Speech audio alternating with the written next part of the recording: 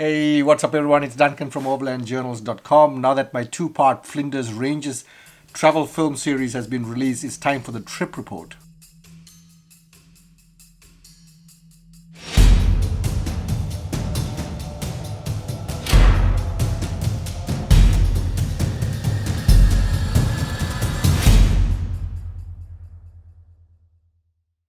In case you missed the two films, part one and part two, that came out a few weeks back, go check them out. Link above and in the description below. Now, what I like to try and do is after every trip, I like to do a trip report so that there's useful information in there if anyone is planning a trip to that particular destination. If you've never been to the Flinders Ranges, or perhaps you're not from South Australia, Flinders Ranges in terms of distance is 400 kilometers approximately from Adelaide.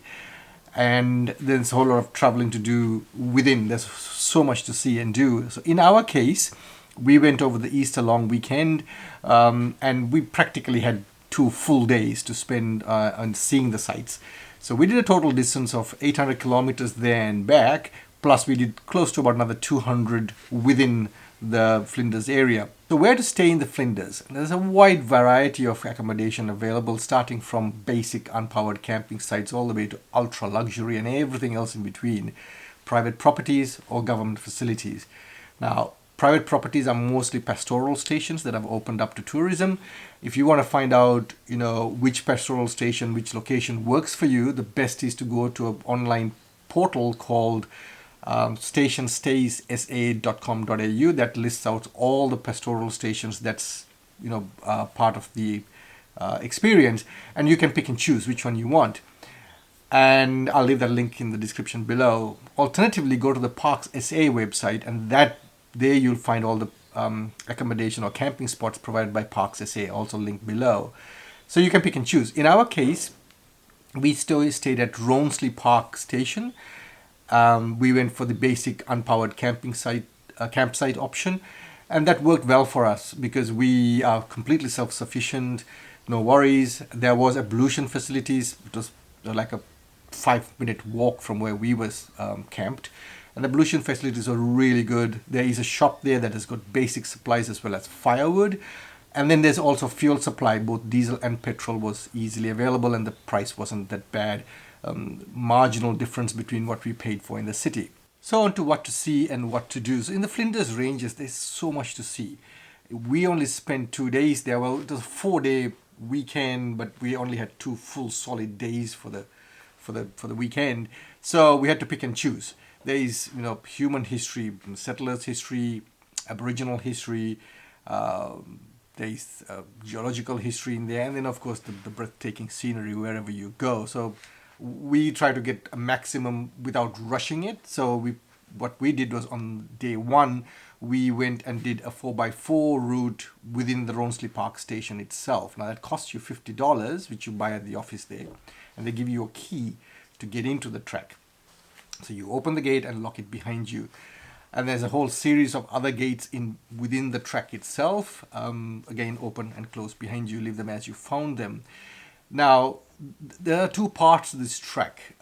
First half of it is easily done even in all-wheel drive or a soft roader. You don't need any serious 4-wheel driving skills, but yet you still get to see all the breathtaking scenery and ever-changing landscape as you drive. That's brilliant. Once you come to the end of that, you then start the 4-wheel drive track. Now that's where you need a 4-wheel drive with low range. So if you don't want to do that track, even if you're in a 4-wheel drive, there is an exit route. You can get back to Ronsley Station or wherever else, or to the main road itself. So what we did was we did the first section, and then from there onwards we did the second part, which is the 4-wheel drive track. Now whether you're on the easy track or the harder track, I would recommend dropping your tire pressures. I dropped mine to about 26 psi, and that was because there are sections which are soft sand and there are sections which are rocky, so the softer tire pressures makes it so much easier on the vehicle itself and of course on the occupants. And the second part, as I said, requires for low range, and there's some steep climbs to do. But once you get to the very top, the amazing scenery was just out of this world. And you get a taste of it in the films that I put out. So go check the first part out, and that's what we did on the first day. Now, if you ask anyone at Rawnsley Park Station how long does the loop take, they will tell you approximately 3.5 to 4 hours, which is correct. You can do it in 3.5 to 4 hours, but if you're like us, where we want to stop every now and then and take in the sights because just overwhelming scenery, and then also to understand things we like to do is like learn about the geology, the flora and fauna, and then of course take pictures. In our case, it took a lot longer. It was about an 8 hour drive for us. So it's up to you. It's how you plan it. But 3.5, if you are the type that you're not just in for the drive, but you want to get out there and see places, then it's going to take you a lot more than 3.5 to 4 hours. So plan for that. If you just want to do the 4-wheel drive track only, you can do that too. Because once you pay for the track fee, which is the $50, they give you this map. And the map's got a lot of useful information.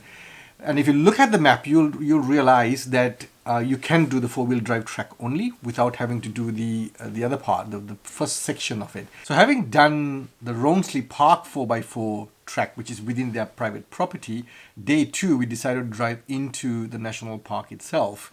We did 2 scenic routes, or 3 actually to be. So one is the Bunyeru Valley Gorge Scenic Drive, as well as the Brachna Gorge Scenic Drive. That's actually one track, which sort of one leads to the other. And then the second one we did was called the Morolana Scenic Track. Both, again, presenting some amazing sceneries. And it's easy to done in any vehicle that has decent ground clearance. No 4x4ing is required, really. Corrugations are just about the only challenge, if you want to call it that. It's in my opinion wasn't even a challenge, it's more of a nuisance. But if you drop your tire pressures, that kind of makes it so much easier. And there's so many places along the way to stop and take in the scenery. Now, again, if you have watched the films, you'll get a tiny taste of what those tracks or drives offer.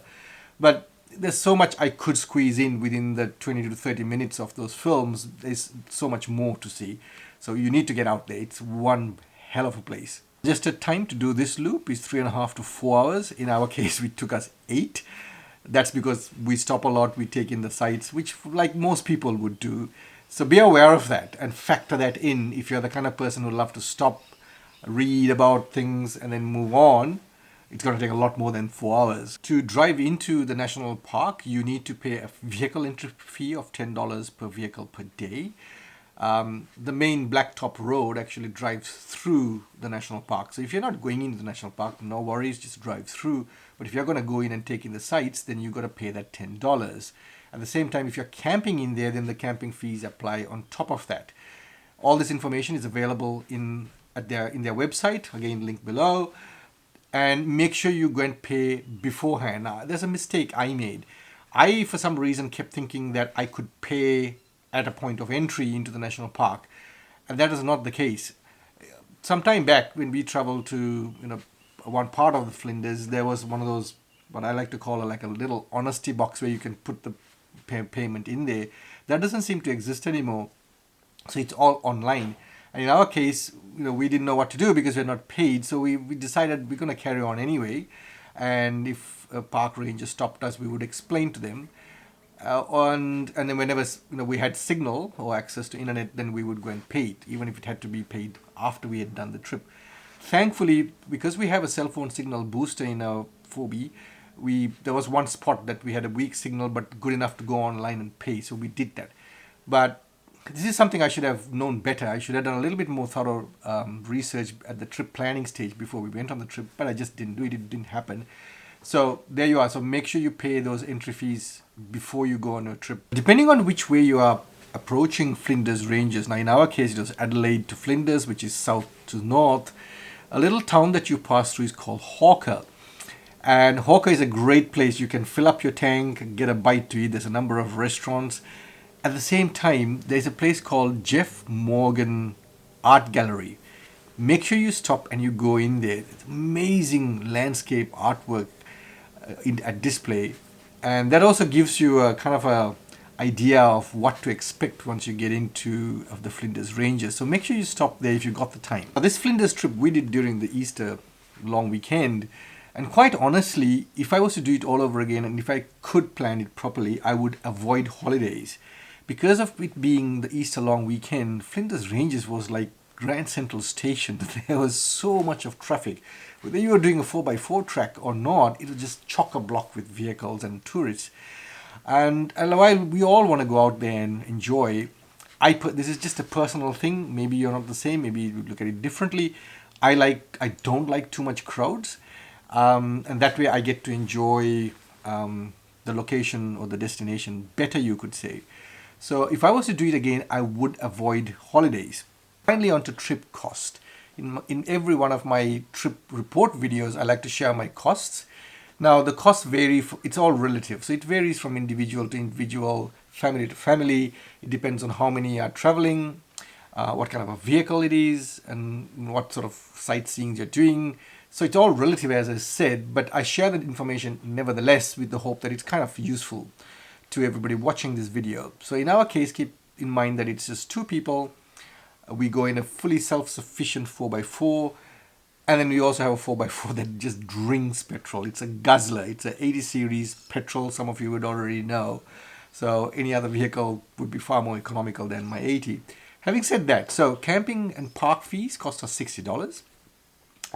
Food, $160. 4x4 track fee, that was the one we did on day 1, $50. Firewood and water, and firewood and other stuff that we bought, $90, and then the fuel for the guzzler came to $450. So altogether $810. That's $810 for the 2 of us, and the trip was 3 nights and 4 days. So in considering the experience we had, we found that it was really well worth the money spent. But as I said, it's all relative. I hope you found that Flinders Ranges trip report video useful. If you did, please do give it a thumbs up. If you haven't subscribed already, please do subscribe. My channel is all about sharing my overlanding experiences with the wider community. If you got any questions relating to the trip that I just did, maybe you're planning a trip to the Flinders or thinking about it, leave it in the comments below or write to me through the website. Happy to share as much information as I possibly can. And thank you for the support. It's you guys that get me out there, so really appreciate it. Thanks for watching, and I'll see you next week in another video.